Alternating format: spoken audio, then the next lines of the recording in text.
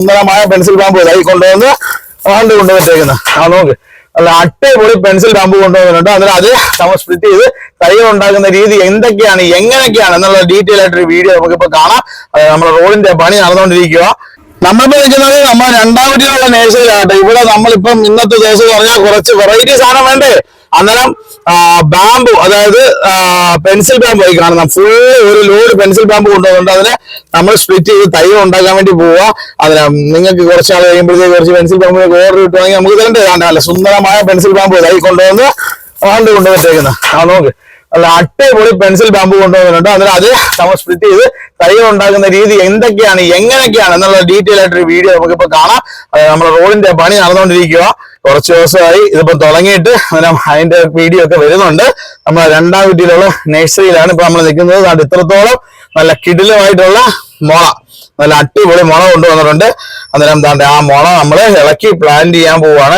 ഇതേപോലെ കട്ട് ചെയ്ത് ഒരു 3 പീസ് വീതമുള്ള കുറെ പ്ലാന്റ് ആക്കി എടുത്തോണ്ടിരിക്കുന്നു.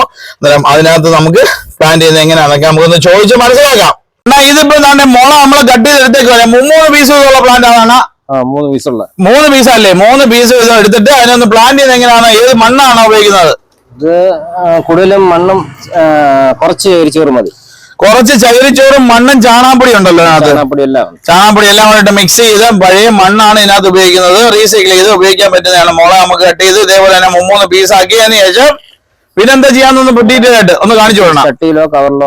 ചട്ടിയിലോ കവറിനകത്തോ ഒക്കെ ആയിട്ട് 3 പീസെങ്കിലും മിനിമം വേണം.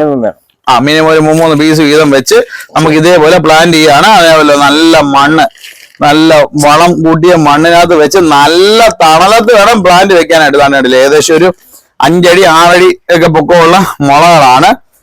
ഈ ചട്ടി തന്നെ അല്ലേ പ്ലാന്റ് ചെയ്യുന്നത്? അതോ കവർ എടുക്കുന്നുണ്ടോ? കവർ വേണ്ട, ചട്ടി ഈ ചട്ടി തന്നെ വെക്കാല്ലേ? ഒരു 200-300 എണ്ണം കിട്ടണം. അടിപൊളിയായിട്ട് സെറ്റാക്കി നമുക്ക് ഇതുപോലെ നമുക്ക് ഇപ്പൊ ഏറ്റവും കൂടുതൽ ലാൻഡ്സ്കേപ്പിനൊക്കെ പോകുന്ന സാധനമാണ് പെൻസിൽ ബാമ്പു ഒക്കെ. ഈ സൈസിലുള്ള കിട്ടാനും വലിയ പാടാ. അന്നേരം ഇത്രയേ ഉള്ളൂ. ഇത്രയും നമ്മൾ സെറ്റ് ചെയ്ത് വളം വെച്ച് സെറ്റാക്കി ഇതിനകത്ത് എല്ലാം കിട്ടുമെന്നൊന്നും പ്രതീക്ഷിക്കരുത്. ഇതേപോലെ ഒരു 3 വീതോ 4 വീതോ ഒക്കെ ഉള്ള പ്ലാന്റ് ആണ് നമ്മൾ വെക്കുന്നത്. അന്നേരം നല്ല ഹെൽത്തി ആയിട്ടുള്ള പ്ലാന്റ് ഇതേപോലെ തന്നെ നമുക്ക് കിട്ടാനും പറ്റും.